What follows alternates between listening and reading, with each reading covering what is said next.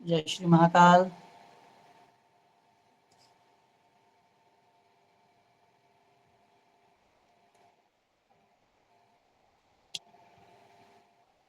पिछले 2-3 दिनों से कक्षा जो है अनापेक्षित समय पर प्रारंभ हो रही है और अनापेक्षित समय पर खत्म हो रही है। उसके विभिन्न कारण हैं, कुछ व्यस्तता है, और भी बहुत सारी चीज़ें हैं। परंतु असल में क्या है कि तैयारी चल रही है। परसों से दिव्य अनुष्ठान है श्रीधाम वृंदावन में, क्योंकि परसों से गुप्त नवरात्रे शुरू हो रहे हैं। कम से कम मेरे स्टूडेंट्स को पता तो होना ही चाहिए कि साल में 2 बार नहीं 4 बार नवरात्रे आते हैं, 2 गुप्त 2 प्रत्यक्ष। तो जो गुप्त नवरात्रे हैं वो शुरू हो रहे हैं और गुप्त नवरात्रे की जो तपस्या है वो बहुत श्रेष्ठकर होती है। हाँ, भगवान भी फ्री माइंड होके गुप्त नवरात्रि की पूजन को स्वीकार करते हैं। तो खासतौर पे विशेष रूप से कात्यायनी पूजन, जिस कन्या या वर का विवाह ना हो रहा हो, विवाह में समस्या आ रहा हो, 2 बाधा आ रही हो, शादी लेट हो रही हो, डिवोर्स होने के चांस हो रहे हो, है ना?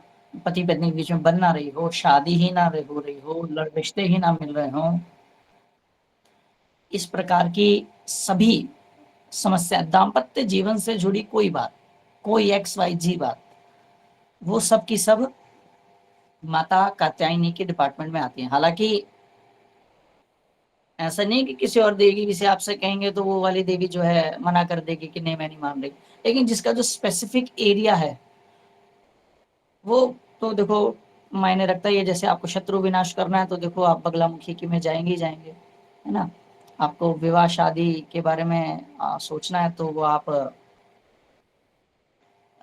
उसके बारे में विचार करेंगे ही करेंगे, है ना? तो इन सब बातों का पर्याय तो हमें ज़रूरी ही रखना पड़ता ही पड़ता है। तो दिव्य अनुष्ठान है वृंदावन में, 26 से 2 तारीख तक रहेगा। आप में से 26 से 2 जुलाई तक जो वृंदावन आना चाहे, दर्शन करना चाहे, उसका हार्दिक स्वागत है। आएगा तो अच्छी बात, नहीं आएगा तो कोई बात नहीं, मैं कोशिश करूँगा कि उसे थोड़ा ना थोड़ा दर्शन करा दिया जाए कैसे न कैसे करके। खैर, तो लगभग जितने जुड़ सकते थे उतने सारे जुड़ गए हैं। हमारे पास है भी कम समय। गुरुदेव भगवान के श्री चरणों में प्रणाम करेंगे। गुरुर्ब्रह्मा गुरुर्विष्णु गुरुदेवो महेश्वरा, गुरुर् साक्षात् परम ब्रह्म तस्मै श्री गुरवे नमः। अखण्डमण्डलाकारं व्याप्तं येन चराचरं तत्पदं दर्शितं येन तस्मै श्री गुरवे नमः। ॐ बालारे मन्दिते विद्युते क्रीडां तुङ्गकुचं नेनत्र ययुक्तां स्मेरमुखीं वरदाङ्कुशपाशा भीतिकरा प्रभजे भुवनेशं। देवी को प्रणाम करते हैं। हम जो ये पढ़ाई है ना वो बहुत सारी अलग-अलग पुस्तकों से कर रहे हैं, लेकिन जो मुख्य पुस्तक है वो भृगु संहिता है। ये बहुत कमाल की, मैं आपको बात बताता हूँ, खाली ये ब्राह्मण से रिलेटेड है थोड़ा-सा वैसे, पर ठीक है। Let me tell you a little story, then we will start कि मिथुन लग्न में सूर्य का प्रभाव। That's it. तो क्या हुआ भैया कि एक बार किसी बात पे महर्षि भृगु बहुत ज़्यादा नाराज़ हो गए और उन्होंने गुस्से में गए और भगवान विष्णु की छाती पर लात मार दी। और भगवान विष्णु तो विष्णु हैं, उन्होंने महर्षि के पैर पकड़ लिए और महर्षि के पैर पकड़ के बोले कि अरे प्रभु, आपके फूल जैसे कोमल पैर, मेरा वज्र जैसा कठोर शरीर, तो मुझे लात मार के कहीं आपके पैर में दर्द तो नहीं हो गया? तो उन्होंने बोला कि उनका गुस्सा शांत हो गया और उन्होंने कहा कि चलो ठीक है, जाओ माफ किया करके। लेकिन लक्ष्मण जी को आ गया गुस्सा, तो उनको गुस्सा आ गया तो उन्होंने कहा कि जाओ मैं श्राप देती हूँ कि अब तुम दरिद्र ही रहोगे, गरीब ही रहोगे। कभी भी आप पुरानी सत्यनारायण भगवान की या पुराना कोई भी ग्रंथ उठा के पढ़ लो, आप एक्स वाई जी कोई भी ग्रंथ उठा के पढ़ लो, उसमें आप सब यही पढ़ोगे कि एक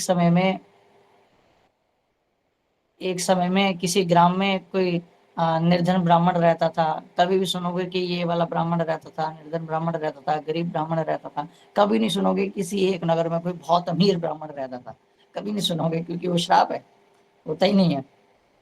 तो उन्होंने बताया कि अब क्या करें। उन्होंने कहा कि फिर विष्णु जी ने एक श्लोक बोला कि विप्र प्रसादा अजिताजितो हम, विप्र प्रसादा धरणीधरणम, विप्र प्रसादा कमलावरोहम, विप्र प्रसादा राम नामोहम, कि हे देवी तुमने श्राप तो दे दिया, ठीक है, पति को कुछ बोलेगा पत्नी तो गुस्सा आएगा ही, और वो तो फिर देवी है साक्षात, गुस्सा नहीं था। तो विष्णु जी ने कहा रे मेरी माँ, सो तो विप्र प्रसादा अजिता जी तो हम, ब्राह्मणों के आशीर्वाद से ही ऐसा है कि ये जो अजिता जी तो हम, जिनको जीतना संभव ही नहीं था, मैंने उनको भी जीत लिया, है ना। ऊपर न मरू, दाएं न मरू, आगे न मरू, पीछे न मरू, भगवान ने फिर भी मार दिया उसको। रावण ने सिर काट काट काट के रख दिया, जो सिर काटने से नहीं मरा भगवान ने उसको मार दिया। विप्र प्रसादा धरणी दरोहणम, मैं ब्राह्मणों का आशीर्वाद है कि जिसकी कृपा से मैं इस पृथ्वी को अपने सिर पे उठाए रखता हूँ, है ना, कि पृथ्वी को मैंने अपने 12 अवतार में अपने दांतों पे उठा लिया था, ना मेरा कहाँ सामर्थ्य था। विप्र प्रसादा राम नामोहम, के जो मेरे को लोग राम और कृष्ण के नाम से जानते हैं, ये भी इन्हीं की कृपा से जानते हैं, वरना ये भी नहीं जान पाते। और अंत में उन्होंने बोला विप्र प्रसादा कमलावरोहम, कि यार और अगर तुम मेरी पत्नी हो तो ये भी उन्हीं का आशीर्वाद है करके। तो यहाँ पे कोई ब्राह्मणवाद, शूद्रवाद और वैश्य और बनियावाद नहीं है, क्षत्रियवाद कुछ नहीं है इसमें। इसमें बस ये है कि जो साधना विषय है, अगर वो थोड़ा सा भी ज्योतिष के मर्म को जान लेते हैं तो उनके जीवन में धन संपत्ता का आगमन हो जाता है। एक बात बताओ ना, क्या रीजन है कि इंजीनियर, डॉक्टर, साइंटिस्ट जैसे प्रोफेशन को छोड़ छोड़कर लोग एस्ट्रोलॉजी में घुसे जा रहे हैं। I am this, I did my MBA from this, I did my doctorate and this, and now I am doing practice of astrology from 5 years। वो क्यों? क्योंकि वो भैया लक्ष्मी विष्णु जी का वरदान है करके, जिसको इस प्रकार की कोई भी चमत्कारिक विद्या आती होगी, धन संपदा उनके चरणों में रहेगी। तो अगर आज आप आज की डेट में देखेंगे तो या तो 3 कैटेगरियों के पास थोड़ा बहुत पैसा है, 4 समझ लो। एक नेता, दूसरा अभिनेता, तीसरा माफिया, और बाबा लोग, इन 4 के पास पैसा है जो है, ठीक है। बाकी सबके पास जो है वो तो काम चला हुआ है। ज्योतिष तो आपको तार देगी अगर आपने पढ़ लिया उसको, तो क्योंकि ज्योतिष तो वरदान है, आपने सीख लिया, आप उसकी प्रैक्टिस नहीं भी करोगे ना, बस आपको आती है तो भी काम सज जाएगा। खैर चलिए, we have very less time, तो बोलिए पुस्तक महारानी की जय। बहुत जल्दी से अच्छा आदित्य, जल्दी से मेरे को मिथुन लग्न बनाकर दिखाओ, और 12 भावों में कुंडलियां मिथुन राशि के हिसाब से जल्दी से नंबर बिठाओ। शिवांजलि, प्रियांशी, सिद्धि, प्रत्याशा, ओके सर। राकेश जी, हाँ जल्दी जल्दी बनाओ ताकि तुम्हें पता चले कि आज हम क्या पढ़ने वाले हैं। हालांकि मुझे पता है, सबको पता है, बट स्टिल जल्दी बना के दिखाओ कि 12 भाव बनाओ, और 12 भाव में मिथुन लग्न बिठाओ, और मिथुन लग्न में पहले भाव में सूर्य बिठा के दिखाओ। Okay sir.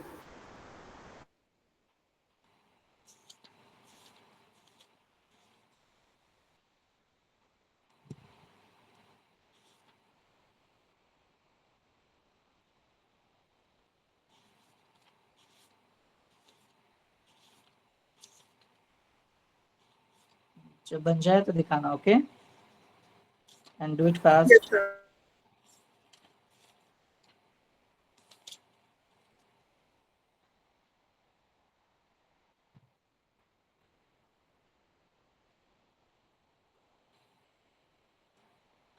रुपेश जी की कुंडली का अध्ययन करना, पर रोज रोज समय निकल जाता है।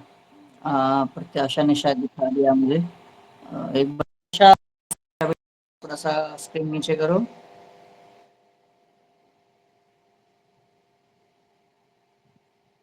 ओके, आदित्य का कैमरा ब्लर है, लेकिन चलो हाँ 3 नंबर लिखा दिखाई दे गया मेरे को, ठीक है। 6 नंबर, 7, 8 नंबर ठीक है, प्रियांशी का भी ठीक है, एंड प्रत्याशा का भी ठीक है। चलिए, तो ये बात समझ गए होगे कि 3, 4, 5, 6, 7, 8, 9, 10, 11, 12 इतना समझ गए होगे आप, ठीक है। तो चलिए अब हम मिथुन लगन पे बात करते हैं। अब जहाँ पे 3 लिखा है वो है पहला भाव, और पहले भाव में यदि सूर्य बैठा हो, 3 नंबर पड़ा हो, तो उसका क्या फल होता है, अब हम इस बात का निरूपण करेंगे। पहले केंद्र तथा शरीर स्थान पर अपने मित्र बुध की मिथुन राशि पर स्थित सूर्य के प्रभाव से जातक बड़ा तेजस्वी, हिम्मती, साहसी, पुरुषार्थी तथा उद्योगी होता है। वह अपने पराक्रम और परिश्रम के द्वारा ऊंचे ऊंचे काम, बड़े बड़े काम कर लेता है। इसे भाई बहन की शक्ति भी पूरी पूरी प्राप्त होती है। यहां से सूर्य 7वीं मित्र दृष्टि से बृहस्पति की धन राशि वाले सप्तम भाव को देखता है। जातक को स्त्री एवं व्यवसाय का सब सुख मिलता है। ऐसे जातक ग्रस्त जीवन सुखपूर्ण होता है और वह बड़ा हिम्मती, उद्योगी, प्रभावशाली होता है। ठीक है, देखो बुध क्या था, मित्र था, सूर्य मित्र के घर में बैठा, जिस जिस चीज का अच्छा था वो अच्छा कर दिया। 7वीं दृष्टि से 7वें भाव को देखता है, वहां पे भी मित्र की राशि थी, जहां पे देखा अच्छा कर दिया। Is it clear? आगे आ जाते हैं। अब 4 नंबर पड़ा है, सूर्य लिखा है, ठीक है, दूसरा भाव है। दूसरे धन तथा कुटुंब भाव ने अपने मित्र चंद्रमा की कर्क राशि पर स्थित, अब मित्र की राशि में है तो क्या होगा, जल्दी से बताओ मुझे। दूसरा भाव किस चीज का होता है?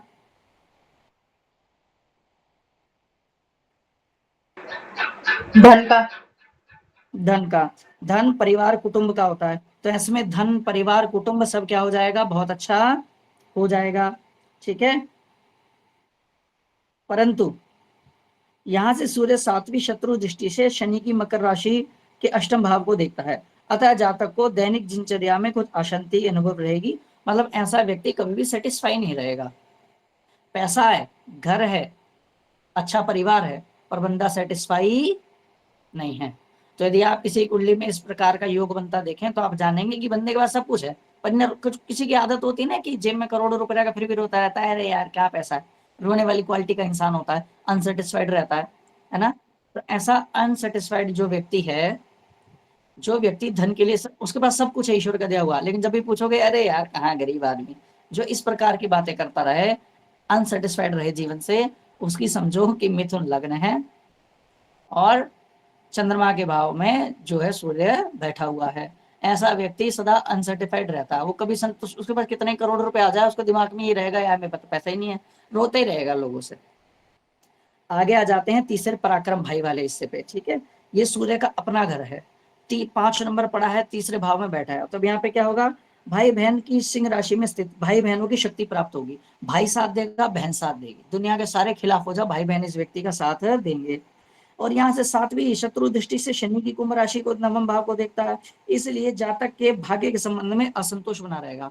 मतलब डोंट कंसीडर हिम लकी, मेहनत करेगा तो खाएगा, वरना किस्मत के भरोसे बैठा है तो भूखा मरेगा। ऐसे व्यक्ति के भाग्य का साथ नहीं देता। परंतु ऐसा जो जातक है वो पराक्रमी होता है, पेशेंस वाला होता है। भाग्य साथ नहीं दे रहा पर वो पेशेंस है उसके पास, तो वो धीरे धीरे धीरे धीरे करके अपनी जीवन की नैया को पार समाव लगा देता है। ठीक है, अगला है चौथे माता के भाव में। चौथा भाव किसका होता है, माता का। नंबर कौन सा पड़ा है, 6। 6 का स्वामी कौन होता है, जल्दी से बताओ। आकृति, अच्छा आकृति नहीं है, आदित्य। सर मंगल। 6 का स्वामी बेटा बुध। बुध, वेरी गुड, 6 का स्वामी बुध। ठीक है, और बुध की राशि कन्या, वो इसका दोस्त है। ऐसे में व्यक्ति का पराक्रम बढ़ा रहता है, भाई बहनों को सुख प्राप्त होता है, और सबसे बड़ी बात है माता किससे शक्ति मिलती है, माता से बड़ी शक्ति मिलती है। माता सारे जिंदगी, वैसे तो सबकी माताएं साथ देती हैं, पर इसके ऊपर विशेष प्रभाव रहेगा ही रहेगा। और साथ में इसको भूमि भी अच्छी मिलेगी, भवन भी अच्छा मिलेगा, और ऐसे व्यक्ति को प्रॉपर्टी में इन्वेस्ट करना ठीक रहता है, क्योंकि इसको उस चीज का सुख मिलेगा ही मिलेगा। यहाँ से 7वीं दृष्टि से अपने मित्र गुरु की मीन राशि को देखेगा, तो ऐसे में पिता का भी सहयोग मिलेगा और व्यवसाय में भी फायदा होगा, और ऐसा व्यक्ति धनी होगा, यशस्वी होगा, सुखी होगा। मम्मी का भी, पापा का भी साथ, मम्मी की तरफ से प्रॉपर्टी भी मिलेगी और पापा की तरफ से इसको आय के अच्छे साधन भी मिलेंगे। समझ रहे हो, मतलब प्रॉपर्टी भी अच्छी है, बाप की प्रॉपर्टी भी मिल गई है, मम्मी पापा प्यार भी करते हैं, कुल मिलाकर सुखी और धनी व्यक्ति है। ठीक है, और आगे आ जाते हैं। अब आते हैं 5वें भाव में सूर्य। 5वां नंबर में किस चीज का घर है, 7 नंबर। 7 का स्वामी जल्दी बताओ, पूछते ही बताया करो। 7 का स्वामी शुक्र। शुक्र। तो शुक्र और सूर्य के बारे में क्या कहोगे, दोनों मित्र हैं शत्रु हैं? शत्रु। स्थिति के प्रभाव से संतान पक्ष से अनुभव होगा, ऐसे व्यक्ति को संतान में बड़ी समस्या आएगी। ठीक है, ऐसे व्यक्ति को संतान में समस्या आएगी, है ना। और ऐसे जातक को थोड़ा विद्या का भी प्रभाव कम होगा, चाहेगा भी तो पूरा पूरा नहीं पढ़ पाएगा। 100 नंबर का पेपर करके आएगा तो 55 नंबर ही आएंगे, वो भी बहुत मुश्किल से। और संतान के लिए तो इसको ढंग से पूजन पाठ करनी पड़ेगी, अच्छी ऐसी पत्नी से शादी करनी पड़ेगी जिसको संतान का अच्छा ही होगा, वरना संतान तो भूल जाओ। ठीक है, फिर IVF करवाते फिरेगा ये आदमी, ठीक है, अगर इसने ढंग से इसका उपाय नहीं करा तो। ठीक है, लेकिन शास्त्रीय दृष्टि से मंगल की मेष राशि को देखता है तो ऐसे में जातक धन लाभ होएगा। ठीक है, असत्य भाषण और गुप्त विधियों का आश्रय लेगा, झूठ बोलकर पैसा कमाना और टाल मटोल करके किसी से छीन छान के मीडिएटर बन के पैसा कमाएगा ऐसा व्यक्ति। ठीक है, ऐसे, हाँ सुनील जी अपनी तरफ इशारा कर रहे हैं नहीं नहीं, आपकी ग्रह दशा तो मुझे ऐसे ही चुटकी में याद है, आपका ऐसा नहीं है, लेकिन कुछ कुछ लक्षण तो ऐसे हैं। ठीक है, और ये भी कलयुग में बड़ा ही कारण है कि आपको दूसरे की जेब से निकालना आता है बिना उसे थप्पड़ वप्पड़ मारे मारे भी, ये बड़ा कारण है। ठीक है, तो ऐसा हम सोच के रखेंगे। ठीक है, आगे हम आ जाते हैं छठे भाव पर। छठे भाव पे शत्रु रोग भवन में मित्र राशि में बैठा है, ऐसे जातक से शत्रुओं पर विजय प्राप्त करेगा। ऐसे व्यक्ति तो कोर्ट में केस जीतेंगे जीतेंगे। संदीप एडवोकेट जी, अगर आपके पास कोई ऐसा व्यक्ति आए तो ऐसे व्यक्ति का केस ले लेना, क्योंकि जब केस लोगे तो ऐसे व्यक्ति का केस जीतोगे ही जीतोगे। क्यों? क्योंकि इसकी कुंडली में योग है शत्रुओं पर जीत पाने का। ठीक है, और इसका पराक्रम बना रहेगा, शक्ति बढ़ी रहेगी, लेकिन थोड़ा भाई बहनों से मेलजोल अच्छा नहीं रहेगा, भाई बहनों से इसकी नहीं बनेगी। ठीक है, और यहाँ से 7वीं भाव दृष्टि से 12वें भाव को देखेगा, 1 8 का मंगल 2 7 का शुक्र की दृष्टि से। ठीक है, ऐसे में व्यक्ति का खर्च बहुत होगा, अंधा पैसा खर्च करा करेगा, लिमिट नहीं करा करेगा। ठीक है, और लेकिन बाहरी संबंधों से इसको लाभ होगा, जितने ज्यादा कॉन्टेक्ट आदमी बना के रखेगा उतने ही इसको विजय का अनुभव होगा, उतनी ज्यादा धन संपदा कमाएगा। अब आ जाते हैं 7वें भाव पे। स्त्री व्यवसाय भवन में मित्र की गुरु राशि के कारण से, है ना, स्त्री पक्ष से सुख मिलेगा, अच्छी बीवी मिलेगी, सुंदर बीवी मिलेगी, बात मानने वाली मिलेगी।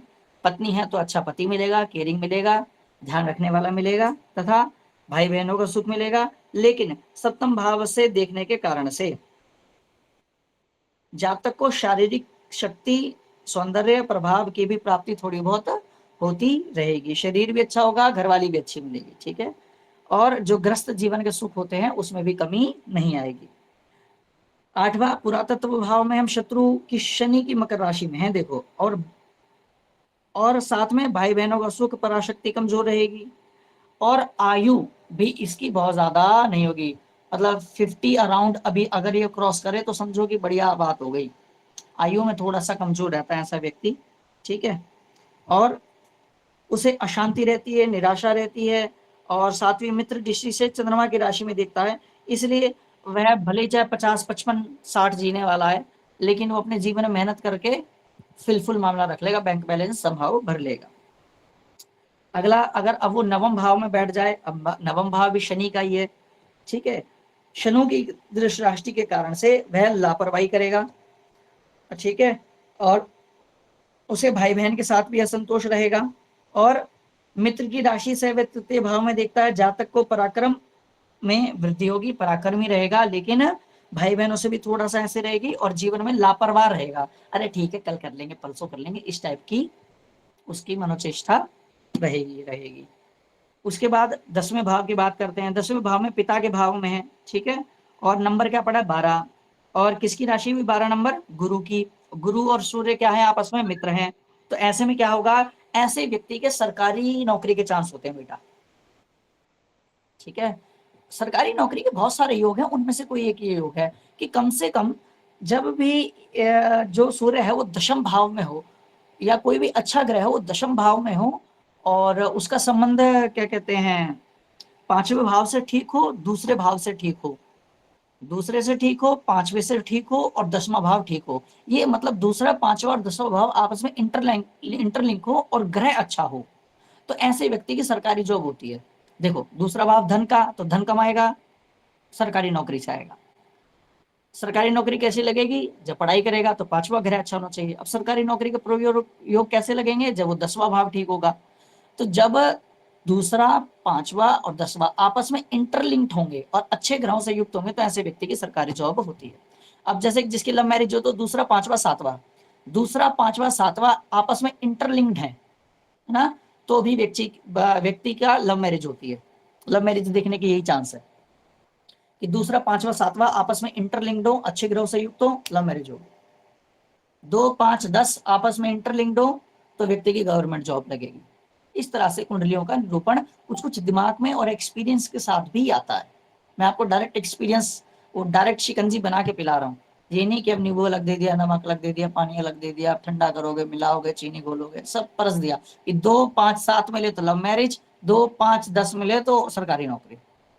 अब किसकी दृष्टि पड़ रही है, क्या योग बन रहा है, कौन देख रहा है, कौन दृष्टव्य है, इन सब बातों को भी आके आप लोग जब आगे कक्षाओं पढ़ेंगे तो समझने लगेंगे इन चीजों को।